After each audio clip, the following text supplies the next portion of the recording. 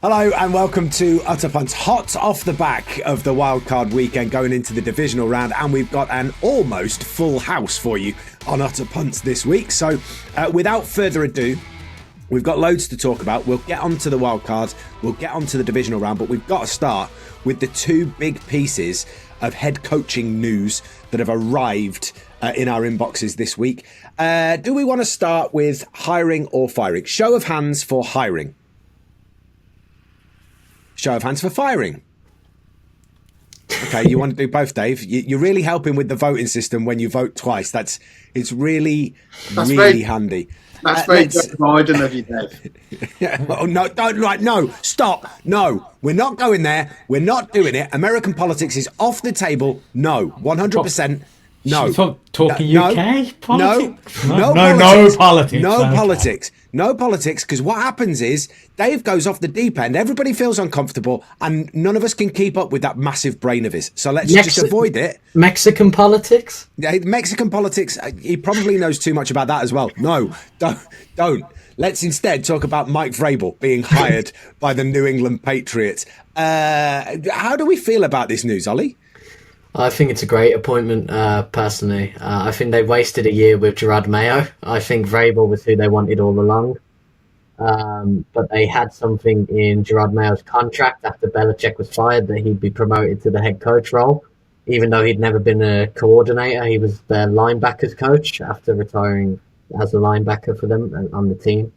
I think Vrabel's great. What he's going to do, in my opinion, is build up those trenches, get that protection for Drake May, who's shown signs of good potential this year when he started in a team with no weapons really at all, apart from maybe Ramondre Stevenson.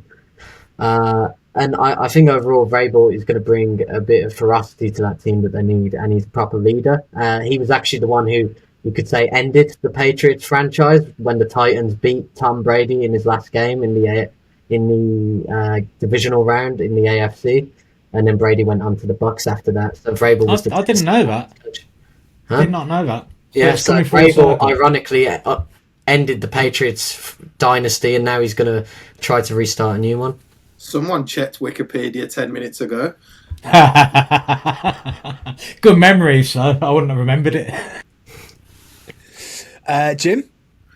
I'm not as effusive in the praise as Ollie is with this one. But having said that, we discussed either last week or the week before that this year's coaching cycle is a little bit dry and a little bit lacking in star names, to be honest, that are being linked with teams. So, I mean, with Vrabel, he oversaw a fairly poor Titans team, I think it's fair to say. That were basically going in and, I think he went into battle with Ryan Tannehill as his starting quarterback for the vast majority of his tenure. So I'm not sold on Mike Vrabel as a head coach overall, to be honest. I think he's probably one of the better candidates that were out there. He's obviously got quite a lot of head coaching experience. He knows what losing looks like for sure, because he was with my Browns last year and the Titans prior to that. But look, I don't know if there was I don't think there was a better option for the Patriots than Vrabel, to be honest. But that just speaks to the lack of splash names and up and coming coordinators that are available in this coaching cycle. So Vrabel, middle of the road hire. I expect him to get a few, there'll be a few more wins, but we've discussed before, the Patriots roster so generally devoid of talent. They've got a cornerback and a quarterback and a middle of the road running back, as Ollie said. But outside of that, there's not a fat lot there. So the trenches, 100% agree with Ollie on that one. Vrabel looks like an offensive lineman to me. And I would expect that to be his focus going forward, specifically building around Drake May. But they got $125 million in cap space for free agency, so there is a lot of potential to plug some of those holes. Wikipedia, Virgin? No. This was a 4 a.m. death scrolling session last night because I couldn't get to sleep. So yeah. Dave, is who he brings with him just as important as him? So here's the thing. He himself has been described by O-linemen who have been in the same team as him as the most intelligent player they've ever played with. When he was at the Titans and he was head coach there, he had them rolling. He started taking advantage of some of the sort of lesser known rules in the NFL to actually beat Belichick, which annoyed the life out of him. I think it was the first time he'd lost to one of his former disciples, if you like. But he seems to understand the fact that you've got to build it as an organisation. He's going to go in there and he's going to act as the CEO, but with final call on things. I think he's almost Dan Campbell prototype 1, but where Dan Campbell got an awful lot of help from his GM. Was it who's the GM who got fired because of the AJ Brown trade?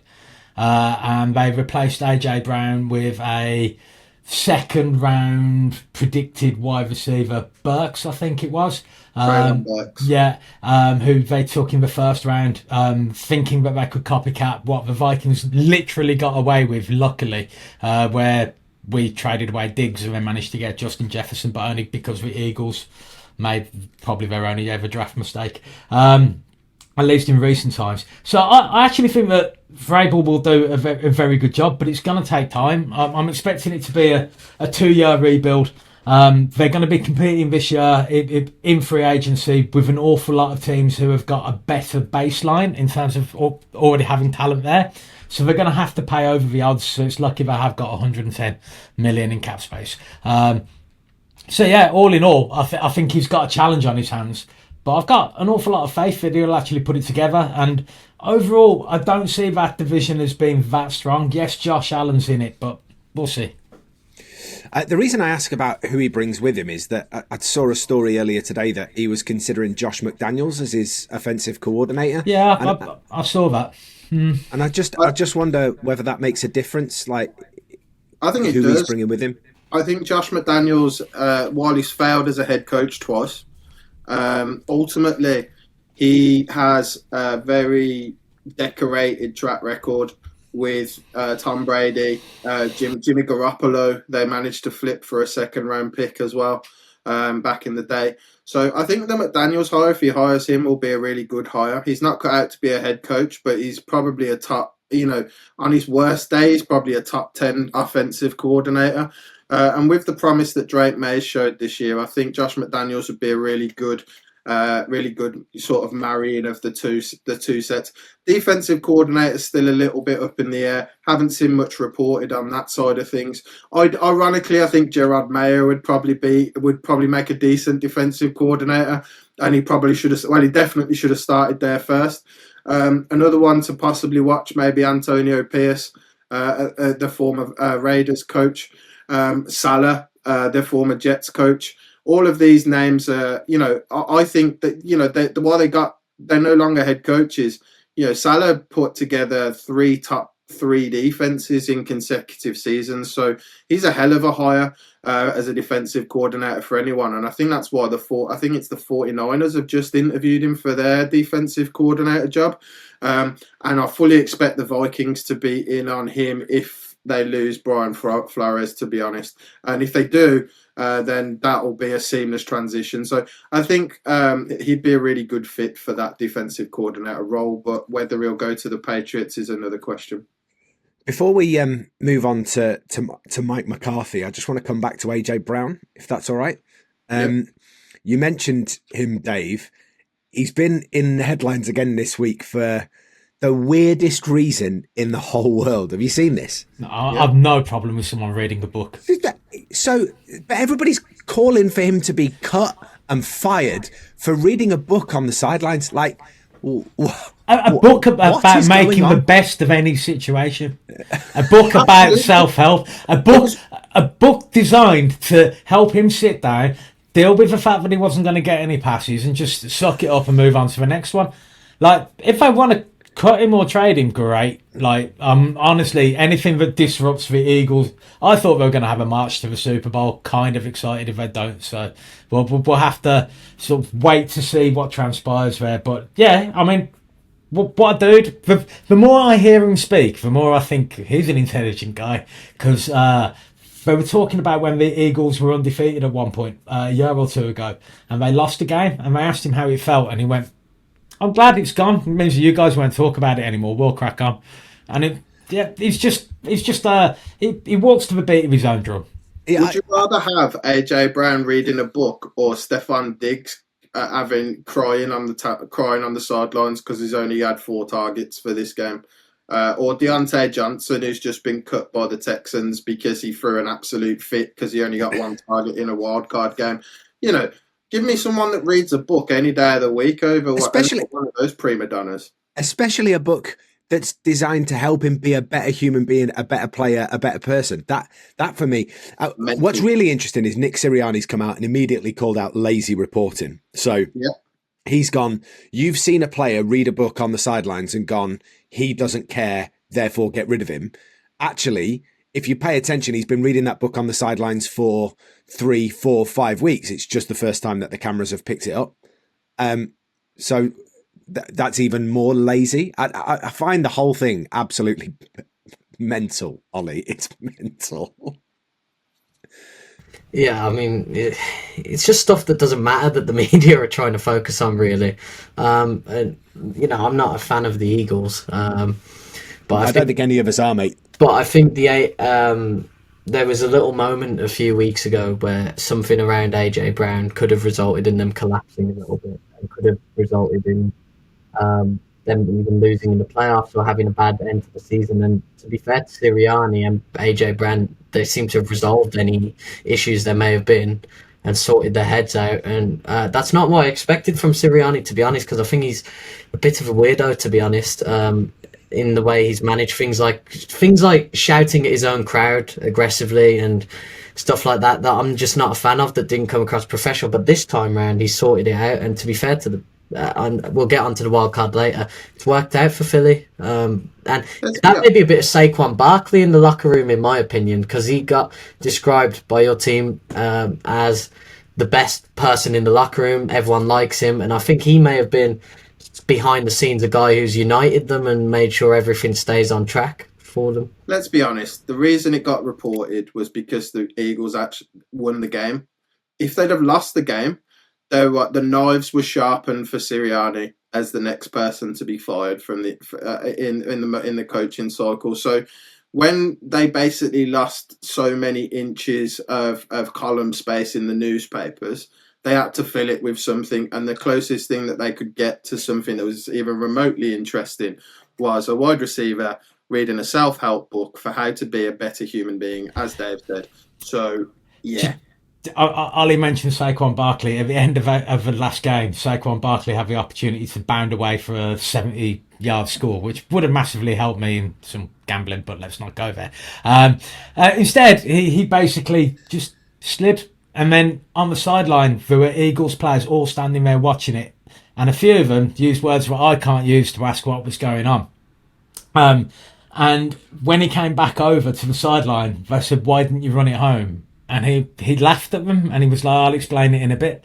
And when he went to explain it, he basically said anything could have happened. I could have torn my hamstring and gone down. Anyone who was running up with me could have got injured at the time. All we had to do to win the game was to slide and keep the ball. We did what we needed to do. People need to understand this is a team game. Wow.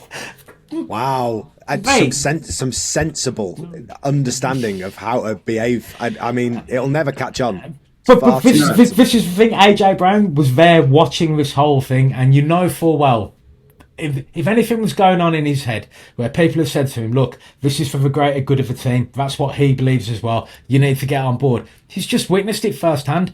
If it wasn't for this book thing, honestly, I'm worried about the Eagles, like maybe doing something big. I hate it. I hated that entire moment. Hold fire, because we are going to come to the Eagles when we talk about the wildcard fixtures. We do need to get into Mike McCarthy, though. So hold that thought, because it's definitely going to be relevant in about 10 minutes' time. Keep hold of that anger, Ollie. Keep hold of it, bottle it up, and we'll let it all out very, very shortly. Is anybody surprised by Jerry Jones' decision here to get rid of Mike McCarthy? No. I'm surprised at the reason, the reported reason, which is merely that they couldn't agree on the contract length. It wasn't actually a firing. I think that's important to note. It was a parting of ways. Basically, his contract expired, and they couldn't come to terms on an extension. Direct quote from Jerry Jones: "It became mutually clear that it would be better for each of us to head in a different direction." It's very diplomatic, Jerry. The Cowboys have been terrible this year, right? So Harry survived. There was no logic in him surviving, other than the fact that, as we've discussed already, there's not a fat lot out there on the coaching market to replace him with. Having said that, he's interviewing with the Bears and Saints now that you say that, apparently. Yeah, that's unbelievable. I mean, I saw an article today saying he gets a lot of grief, whereas his record's really good. And what I'd say to that is, what have you done for me lately? And the answer is, you've put bland, poor quality football on the field, and that's what we've seen in the last season. They haven't been particularly good for the last few years under McCarthy, and I think there's been a question pretty much every season: is this a season McCarthy's going to get fired? Yeah, Jim mentioned earlier about Robert Saleh. I actually saw he's being interviewed for the head coaching position at the Cowboys today. That was news. Shedeur Sanders of the Colorado Buffaloes college team and former Cowboys player has also been contacted. Deion Sanders. Deion Sanders. Right. I was going to say, Jesus, has he been reincarnated? Because he's definitely in this year's upcoming draft, isn't he? Shedeur is his son, and it does raise the interesting question as to if Prime is going to Dallas, is part of the deal the fact that they have to try to get up to 2 or 3 to take. He said that's the only way he'll go to the NFL is if he can coach both of his sons. In which case, and this is the interesting thing, what the hell do you do with Dak Prescott on a largely guaranteed contract that he signed last summer, worth what, 55 million a year, 60 million a year, like 220 million guaranteed out of 240 or something silly like that. Yeah, but you can look at what Atlanta have done with Kirk Cousins on a $150 million, $180 million contract and benched him. Yeah, people deserve to be fired for that. Yeah. Well, their GM, I think Terry Fontenot, will be fired for that. But I mean, the Browns have somehow like manifested another tear on Watson's Achilles, and if I was Watson, I'd be wondering whether or not there are any snipers with BB guns wearing orange and brown jerseys in the background. That made my day reading that. I feel horrific talking about it, and I don't want to go into any detail, but reading that he tore his leg off again genuinely made me smile, because we get all of his cap money back in insurance. It's horrible. It's the nature of the game. But yeah, Mike McCarthy, back to task. Who I don't get it. I just have never got it. I never got it with the Packers. I don't get it. I've never got it with the Cowboys. What's he going to do? Go to the Bears next, who are a middling franchise at best, who haven't really, have underperformed again with a prima donna quarterback. I'm not sure that's Mike McCarthy's cup of tea. The Saints are stuck in cap hell and mediocrity for the foreseeable future. So, look, I mean, you can bounce around the middle of the pack in terms of quality of teams if you want to, but at some point, some of these franchises need to take a chance on a bigger name or a bigger splash. Johnson at the Lions would be. The Cowboys should be a really coveted position, and instead it's actually probably one of the bottom 2 or 3 vacancies that are physically open, just because of the lack of cap room, quality players, and what they put on the field for the last 3 years. And Jerry Jones for me would be the number one reason why that's not an appealing job, because this guy basically rules your team. He may as well be the head coach of the franchise. I mean, the thing at the end of the season with Cooper Rush, where he's backup quarterback, and he would have got, I think it was a $500,000 bonus if he played 55% of the snaps in the season, and he played 52% going into the last game, and they benched him for Trey Lance, who's the third quarterback. When Rush had actually done pretty well, he'd got 11 passing touchdowns. Check out the difference. Yeah, it really is. Check out the big difference that happened with Mike Evans and the Bucks when they managed to get him his 1,000-yard season. $3 million bonus. And they all went nuts for him. And okay, they have gone on to lose to the Texans, but I don't think there's any doubt that the Tampa Bay Buccaneers are a together team who fight for each other. And Yeah, but I just think that you set your culture from the top, and at the moment, Jerry Jones, the culture that Jerry is setting. Much as we love you, Jerry, with all your millions, but the culture, and it's a great stadium. We've been there, we've enjoyed our time there. But Jerry needs to understand the fact that you need to show the same levels of compassion as your opposition, otherwise it becomes a weakness. I don't think he's capable of empathy, but maybe he is of competition. And look, let's have it right. Some people are just built where they don't have any empathy, and that's all well and good. More power to your elbow. I think for me, the Cowboys it's a poison chalice of a job. It's just a nightmare. America's biggest team. Huge stadium, massive expectation, and absolutely fucking no chance of doing anything with it. It's an impossible task. I'd argue as well that McCarthy should have definitely been fired after they lost to the Packers last year. The only 7-seed team to beat another team in the history since 7 seeds come in.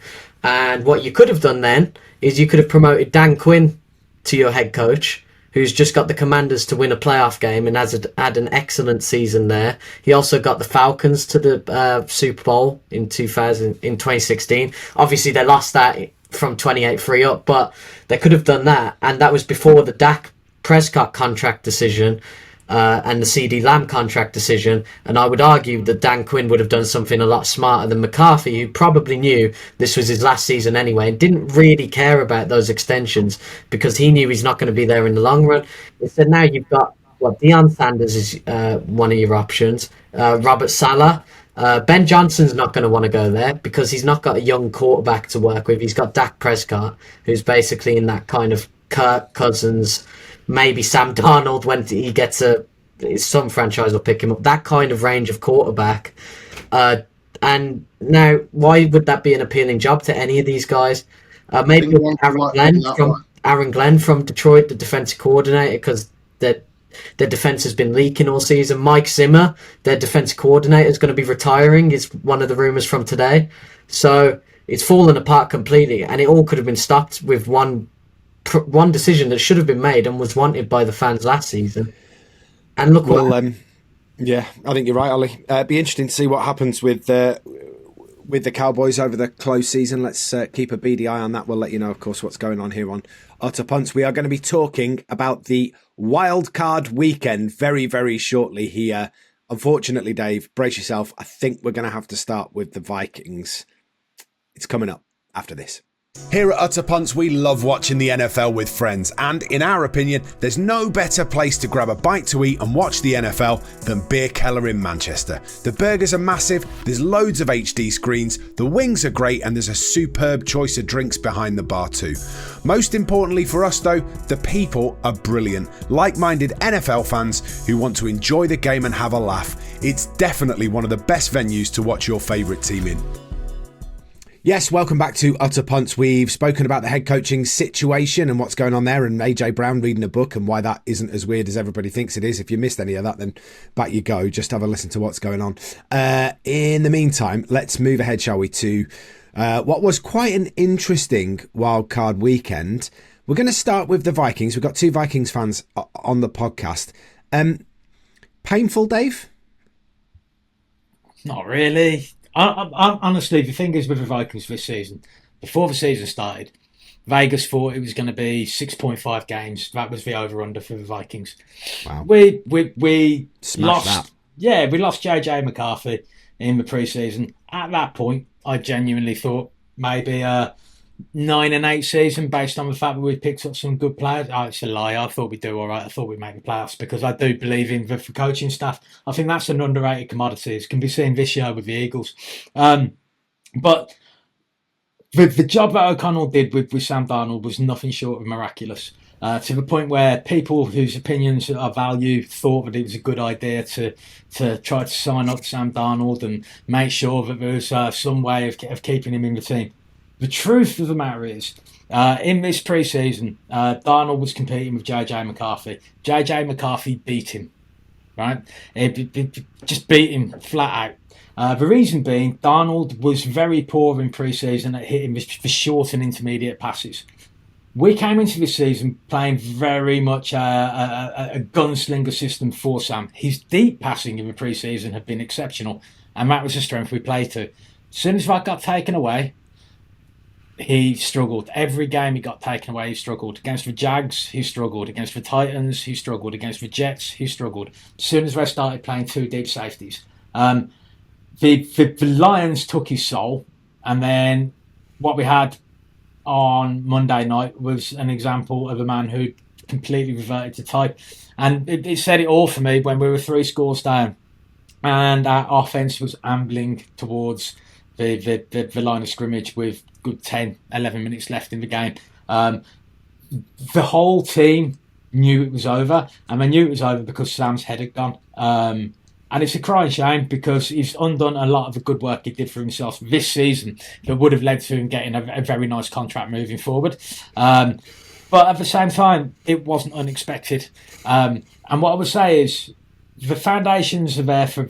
Anderson had a great season this year. Whether or not we maximise his value and look for some draft picks or keep him, I'm happy either way. He performed to a level that I didn't think he was capable of. Well done, keep it up, man. But all in all, I'm just really excited for next season, because next season, and there's podcasts that show this, the Vikings were lucky enough to draft my number 1 quarterback in the last draft. I've seen all the other rookies play, and the Vikings are going to be a proper contender from next year onwards, and that I'm really looking forward to that. Or everyone's getting fired. Because if you let Sam Darnold go, JJ McCarthy comes in, gets injured, or he stinks.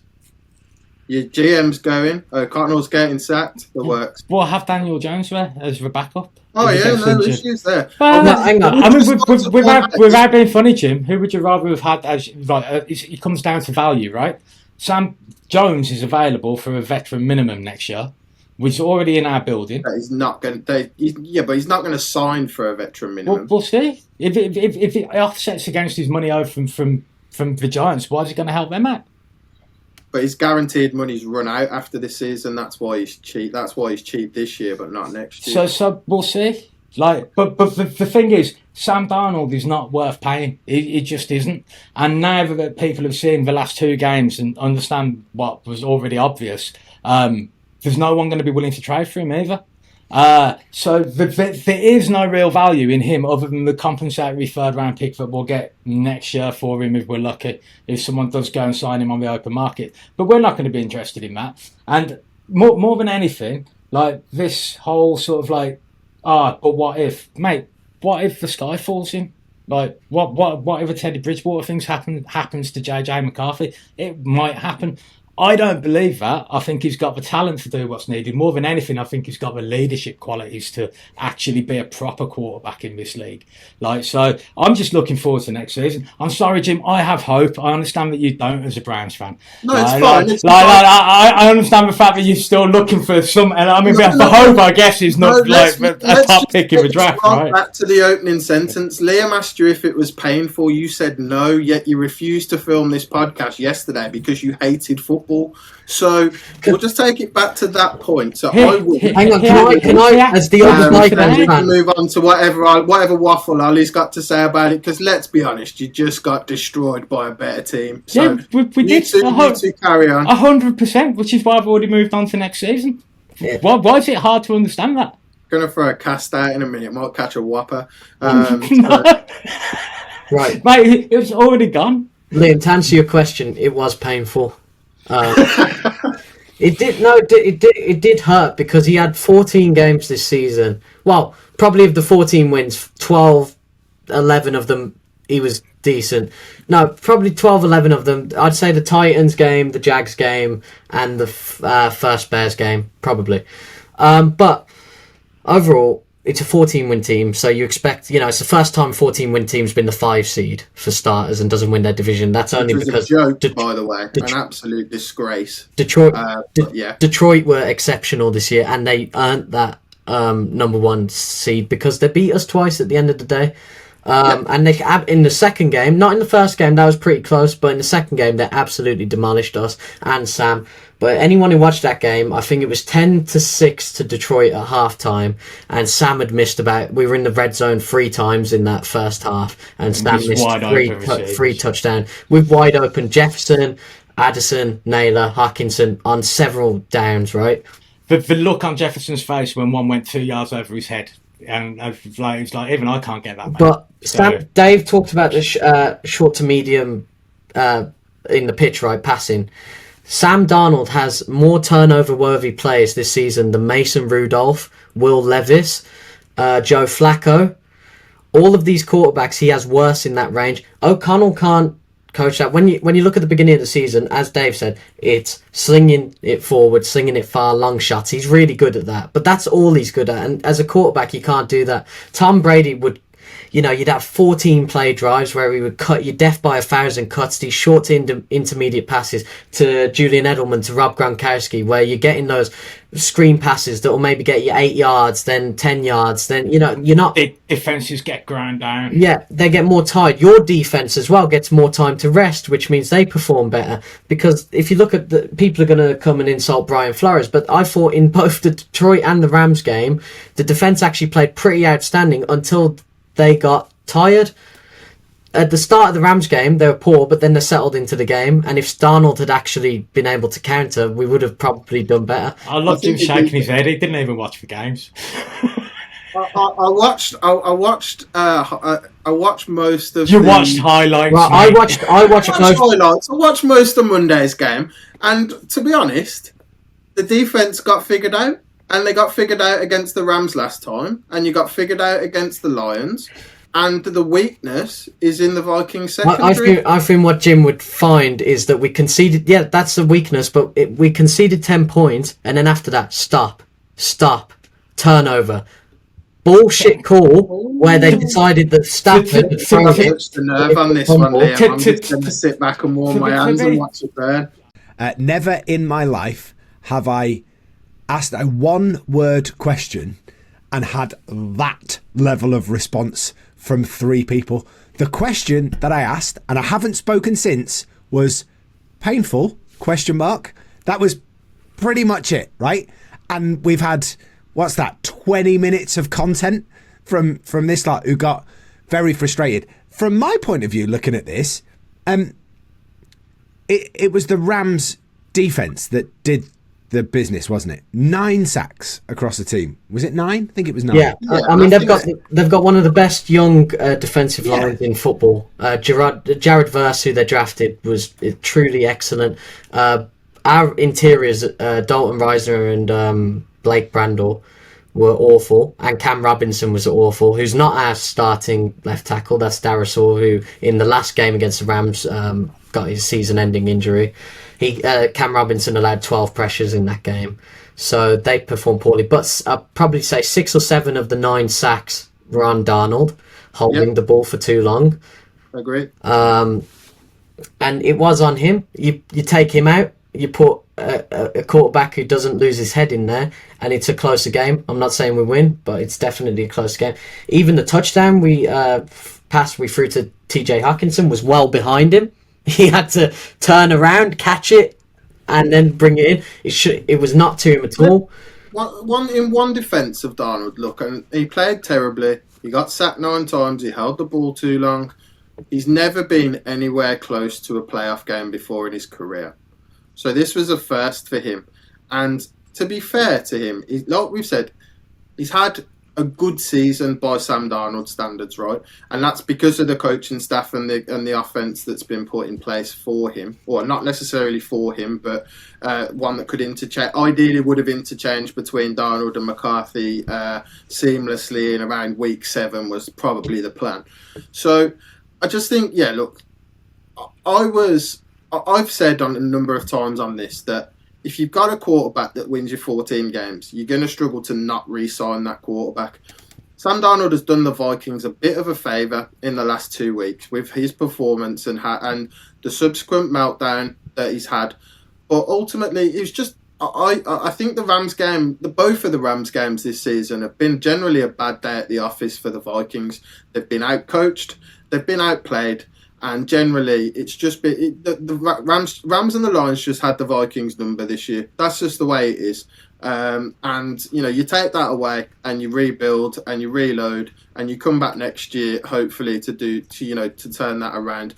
Or it's just the way it is. That we see. Well, at some point we'll see the Chiefs lose to the Browns or something like that, and just on 1 week, one week in 10 years' time. They'll just have a bad day, and the refs won't call all of their non-penalties for them. That's not going to happen. They're definitely going to call all of their penalties. Right. I'm just talking. I'd argue that CJ Stroud last season had never been close to a playoff game. Jaden Daniels had not been close to a playoff game. I know they're in college, but that's no excuse for Sam Darnold to capitulate in the two biggest games of the season. I agree. And at the end of the day, you don't pay the man. You don't pay the man who bottles it in the two most important games of the season. You go with the guy who's cheap. That's the point where I'm enjoying it now.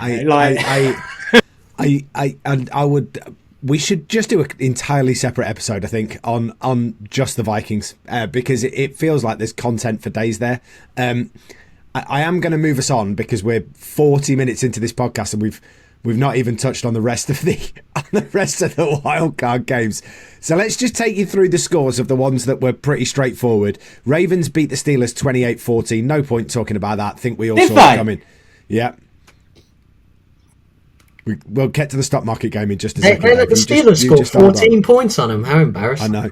All right. Bills 31, Broncos 7. The Bills looking dangerous as they go into the end of the season. They are definitely the ones to watch for me. Texans beat the Chargers 32-12. And that leads us to the other two games that we could probably do with quickly touching on. We'll start with Eagles-Packers. Eagles 22, Packers 10. Eagles turning their pretty ordinary start to the season all the way around, and all of a sudden they're looking like we might need to keep a little beady eye on them, Dave. Yeah, I mean the Fangio defense has been fantastic since he settled down with those players and got them playing in his system. It's exceptional. I'm actually really quite glad the Vikings don't have to play them this weekend, because Saquon Barkley would have one of those Alvin Kamara multiple touchdown games against us. I know the Vikings' run defense on paper is good, but the truth of the matter is that only is there because people stop running on us quickly. And whenever anyone does actually just try to put the ball down our throat, we tend to crumble late. So yeah, the Eagles are just they're looking like a bit of a behemoth right now. I wouldn't want to be coming up against them simply because they've got that togetherness. And Saquon Barkley, it appears to be that missing ingredient. How on earth the Giants were so bad for so long with him, I don't know, because he just seems to have galvanised that locker room. A completely selfless player, and when he came out in the draft, he was considered to be a generational running back talent, and right now he's proving it. So, I mean, he could easily have taken a rushing record. He didn't, because he didn't play in the 17th game, which would have been cheating in my view anyway. So I'm glad that happened. But statistically, overall, in terms of catching the ball out of the backfield as well, what a guy! What a leader! And quite honestly, I hate the fact that he's there. Why did the Giants do it to the rest of the league? And how's he still got a job? Anyway, carry on. I mean, Saquon, if it wasn't for the Eagles, he's just fun to watch. He's one of those players that's just really, as a neutral, even though I'd argue maybe I'm not a neutral with the Eagles, but he's just really fun to watch as a player. He's brilliant. I mean, we all talked about that, when he flipped backwards over the guy and moments like that overall this season. It's been phenomenal. But I want to talk more about the Packers' perspective on this game, which is Jordan Love threw 3 awful interceptions. Not interceptions that you could argue weren't his fault, like Michael Penix, where he threw it to his guy and then his guy flung it to the opposition player. Not like that. Interceptions where players are in double coverage and there's no wide receiver to be seen anywhere. You could argue he got unlucky because Christian Watson got injured, and then I think Romeo Dobbs went... Watson was injured before the game, then Dobbs went out, Jaden Reed was out for a bit. But Jordan Love, for me, along with Dak Prescott, is a prime example of why you don't pay your quarterback too soon. He is not Aaron Rodgers. He's not Brett Favre. He is an overhyped... I disagree. He's not an example of why you don't pay your quarterback too soon. He's an example of why when you draft a quarterback, you have to play them. You can't sit them for 3 years, then roll them out in the 4th year without having picked up a 5th-year option. Because But I mean, it was malignant practice on behalf of the Packers management. Like, I've no idea how they allowed that to happen. I think if they think he can be a good player, it was just bad drafting. History repeats itself. I mean, they did that with Favre and Rodgers, and then Rodgers for 20 years was their franchise, or 15 years was their franchise quarterback. But he has potential upside. LaFleur, as a head coach, I think is really good, but I think he needs to keep his head. His team is not disciplined with their penalties. It's affected them a lot. I've seen it in the 2 games against the Vikings, where just moments from him on the sideline, from his team, where they're becoming petulant. Yeah, I love it. When it's ill discipline, and he's definitely got the brain for it. A bit reminds me of O'Connell with the way he schemes things up, but the calm nature maybe isn't there. And the Packers could have lost by a lot more if the Eagles were a bit more. I mean, we talked about that Saquon, which would have been a touchdown, but also there were other moments where the Eagles just didn't take their chances. I think, what was it, 22-10 it finished, but it could have been minimum 29-10 and probably more. Biggest issue on the Eagles is Hurts, right? I wouldn't even say that's a major issue at the moment. I think the Eagles are probably probably the best balanced team left in the playoffs, to be perfectly honest with you.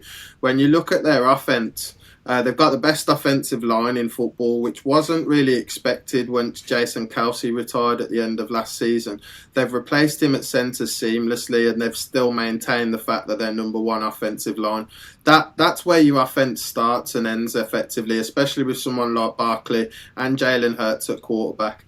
That's what's kept them afloat for a good few years, is the offensive line. But now they've added 4 Pro Bowlers on the O-line, and the one that didn't get in was Maitaya, the 6'10" former Aussie Rules or rugby league player who's an unbelievable convert and a great left tackle. Look at their 1-2 punch at wide receiver. They've got AJ Brown and Devontae Smith. That's a good 1-2 punch. Then you go over to the defensive side of the ball. There's a lot of high draft picks in that plays on that defense. The defense is solid. I think I read a stat that they've won every game since their bye week. So obviously they made the necessary adjustments in the bye week to help them win football games. And to be honest, you've got to give credit to Sirianni. We were joking about him earlier being a bit of a weirdo, but he's a weirdo that's turned it around this season, because I think he would have found himself out of a job if they would have lost to the Packers, as I said earlier. Yeah. In terms of the Packers, look, they probably didn't deserve to be in the playoffs at all, to be honest. And I think there were much better teams out there than the Packers. The Packers were very up and down this season. They had a good game, they had a bad game.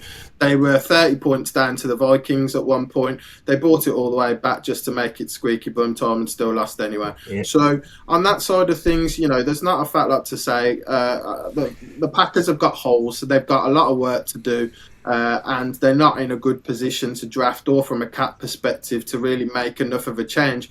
And I mean, you can expect them again next season to probably top out at the 9-10 win mark and maybe scrape the wild card again. Also, they were 1-5 in the NFC North, and the only game they won was against the Bears, where they blocked the field goal right at the end. Illegally.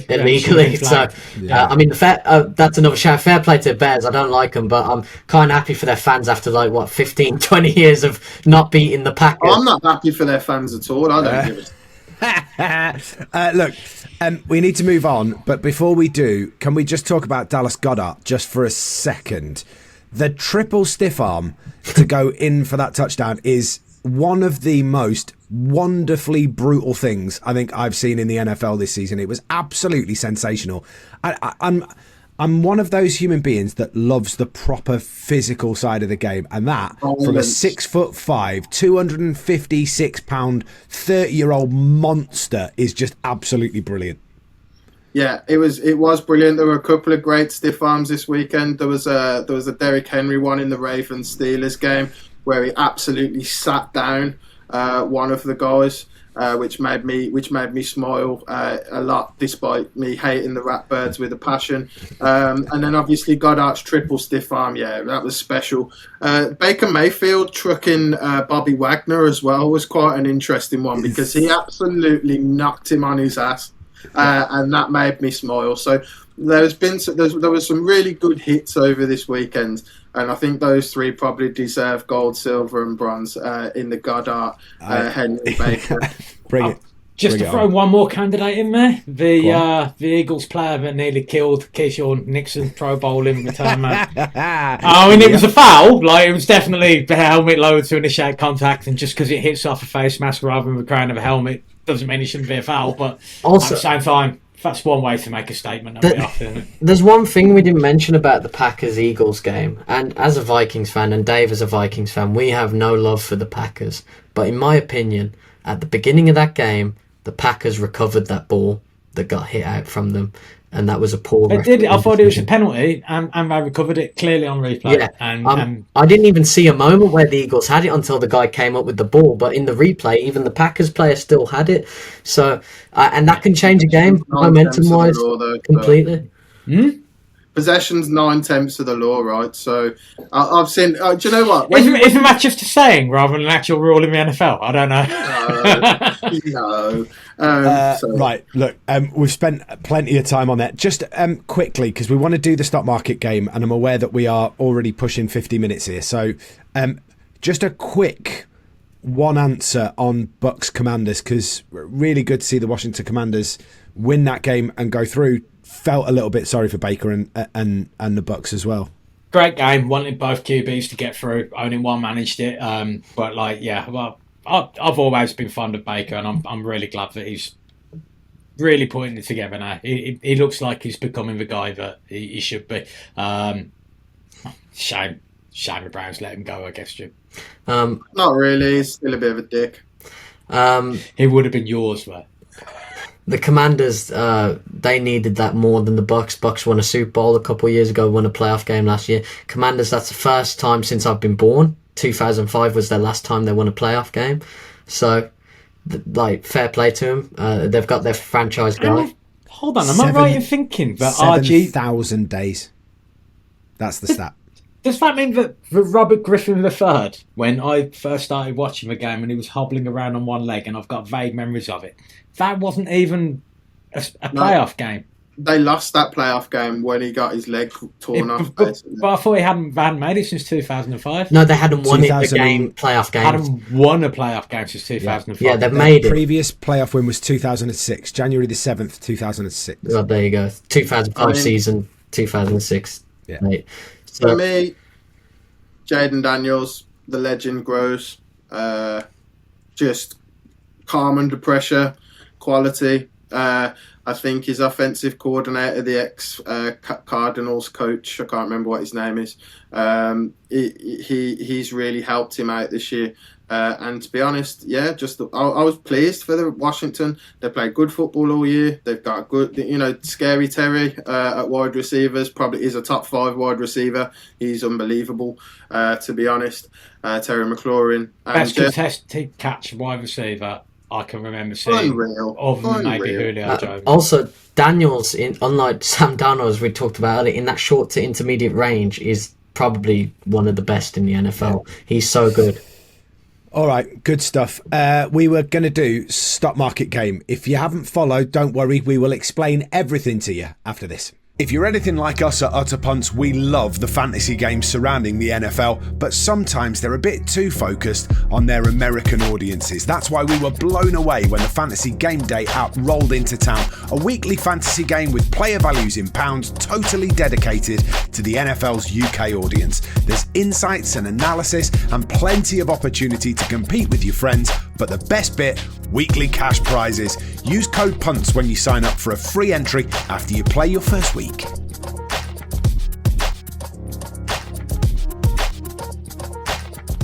Yeah, welcome back to Utter Punts. I wish we could tell you what we spoke about when we have those breaks, but we can't, and we're never going to. All right, ever. It's never going to happen. Let's do stock market game. Dave, a brief explainer of how this works and why we're doing it.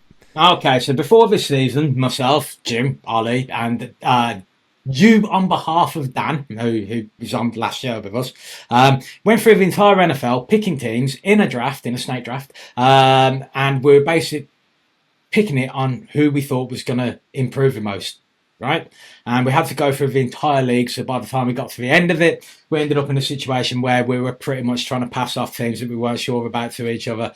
And the last time we did a little recap on this, we basically discovered that Jim was the only person with positive points. Dan was on 0, and myself and Ollie were on, I was on a small negative, whilst Ollie was far back in the far distance. Some way behind. But things change, right? So things are very interesting now. So the number 1 overall pick, the Falcons, who were the team who were propping Dan up for a while, didn't make the playoffs, so they turned into just a +7. Then Ollie's number 1 overall pick was the LA Chargers, got him 17 points. They improved from having finished 5th worst in the league to finishing 22nd this year. Then there's the worst number 1 overall pick from any player, and that is myself. I picked the Jets. Oh, Dave. I was high on Aaron. -3 for that. And then there's the team that probably would have won Jim the game by an absolute mile. And that is the Washington Commanders, who picked number 2 overall last year and are now currently slated to finish at least 27th. So going rather well. 27th best, that is. And so they've given Jim a plus score of 25. Luckily, he also picks his own Cleveland Browns, who are -21, kind of evened all of that out, Jim. Right. Unsurprising. Right, so... Didn't want to pick my own team, ran out of other options. The Jets.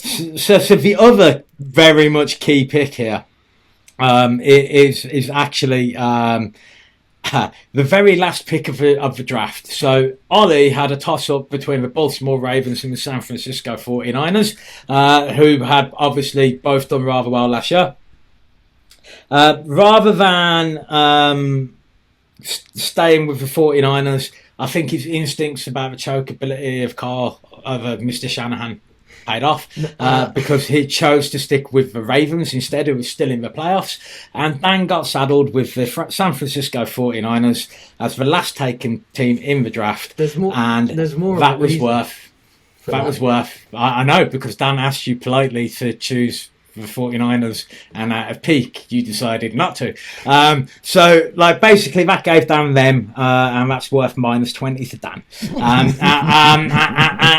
And so overall, though, you look at it all and you're kind of like, well, where's this ended up? Well, it turned out that not only did Jim get a good pick with the Washington Commanders, he actually picked pretty solidly in the middle rounds as well, getting himself the Panthers and the Broncos, just improving enough to give him a nice few points in there. And so Jim actually did finish ahead of the rest of us by a considerable margin with 22 points. Well done, mate. It's fun then. It's only taken you 55 minutes of this podcast to actually say something else to me. Because I knew about this. just hold on a sec, because what we haven't had here is the full league table and the full scores. No. So, do you want to hear them? Yeah. Does it matter? I'm done. I can't remember what teams I picked, all of them. I'll tell you in a second, don't worry. Right, so basically, going into the playoffs, it's still all to play for between the other 3 of us. Right? So at the moment, I am last on -8. Okay. Right? Well, that's miles closer to 0 than we were the last time we did an update, so that's good. Right? Ollie and Dan are 1 point each ahead of me, each on -7. Okay.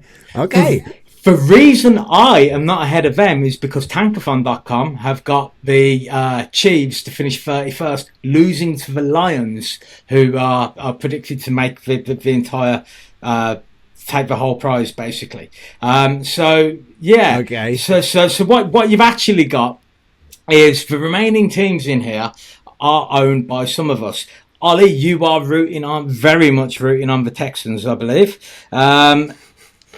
Yeah, you are. I think so is the whole of America. So your teams for the season are with the Chargers just out, the Raiders, who were a feeling from you that was incorrect. Although they were crap last year as well. So they actually finished dead level. Really? The Bengals, who you're unlucky with, the Miami Dolphins, who you're unlucky with, the Eagles, who are flying for you, the Cowboys, who massively let you down, the Texans and the Ravens. You are hoping that the Ravens win the Super Bowl, and if they do, it means that Dan is going to finish last. I I'm hoping Just because of the way it will work out. I'm hoping anyone. I'm pretty sure. Sorry, Ollie. I'll let you. I'm pretty certain He'll take it, won't he? Dan would take that. Yeah. If the Ravens won the Super Bowl, this game can get right in the bin. Yeah, but that's where it's ended up. Basically, because of who's left in, a Super Bowl victory for Dan will delight him, but mean that he finishes last. A Ravens elimination might mean that Dan finishes second. If the Ravens make the Super Bowl, and let me see, the Eagles beat them, Ollie still comes second. All right, okay. My brain is broken. I think.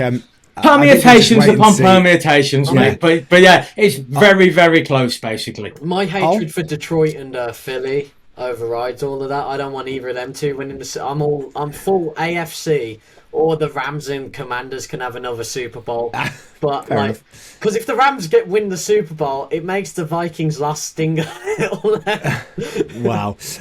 Look, we are running out of time. I want to do a quick look ahead to the divisional round. So the best way to do this is if you can all pick a fixture that you think is the best one to watch this weekend and a little sentence as to why, that would be absolutely perfect for me. It have to be different?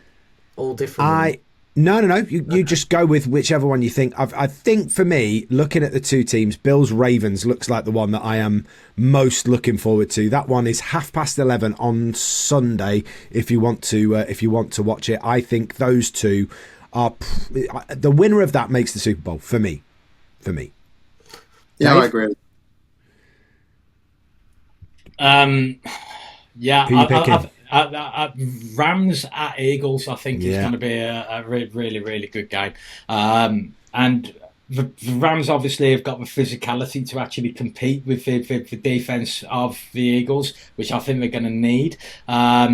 So I don't think it's going to be completely one-sided, but I do think that the run game from the Eagles will eventually prevail. But I think they're both going to try and establish the run, and it could end up being a much lower scoring game than people are expecting, just simply because they both eat into the clock so much, trying to dominate time and possession. So we'll see. Ollie. Commanders Lions. I think there's a potential for an upset there, and part of that is me hoping that the Lions don't win the Super Bowl. But part of that is I think the most they've struggled against this season are mobile quarterbacks, the Lions, and obviously they are still 15 players down on that defense. And Washington's defense has been really strong and physical as well. Daniels has been great. Terry McLaurin, Dan Quinn is experienced. The Lions are great as well, but there's real potential for an upset there. And I think even if there isn't an upset, it'll be a back and forth, really good game. See, and for me, just to complete the set, I'm going Texans Chiefs. To be honest, no one. I think if you asked anybody last weekend, who would have predicted that the Texans beat the Chargers by 20 points and embarrass them as well? It wasn't just a beating; it was we watched that game. Worst Herbert has ever looked. That Houston defense swarmed the Chargers and absolutely overwhelmed them. And offensively, they couldn't get anything going at all. So, yeah, I think if the Texans show up like they did against the Chargers at the weekend against the Chiefs, I think that's got potential to be a lot closer of a game. Interestingly, the odds makers have got the Chiefs as 8.5-point favourites in that game, which feels generous to me, bearing in mind the Chiefs have got through a few games by the skin of their teeth and haven't necessarily played anybody good for quite a while. And we saw in the college football playoffs, every team that had a week off in the college football playoffs actually lost their game. So does a week's rest really help all that much? So looking forward to all the games. Ravens Bills quite closest. Texans Chiefs will be an interesting one. Well, that's why on the other side, Detroit, who also had the week off. Thereby, so that's why I think Commanders with their momentum potentially, because the Bucks were one of the teams that beat the Lions in the regular season, and they beat them. I think maybe it's just the northerner in me here, but Detroit in the 1950s was potentially the richest city in the world. It's now one of the poorest cities in America, 60% loss in population over the last 70 years. They've got huge problems in terms of deprivation and social issues and lack of health insurance and lack of social care. And how great would it be if the Lions could just give something back to that city? I know Ollie is disagreeing with me, but sport is such a massive leveller. It can bring so much hope and joy. And there's just a little bit of me that thinks it would be quite nice to give a city that has really struggled something to celebrate. Cleveland Anyone but struggled the as a Chiefs for me. city. Minnesota struggled as a city. Chicago's the most crime-ridden city in the world. Yeah, our teams know our place. We know to disappoint our fans. So I hope Detroit will carry on disappointing their fans because they have Kirby Joseph. Damn it. Spoken by a true Blues fan.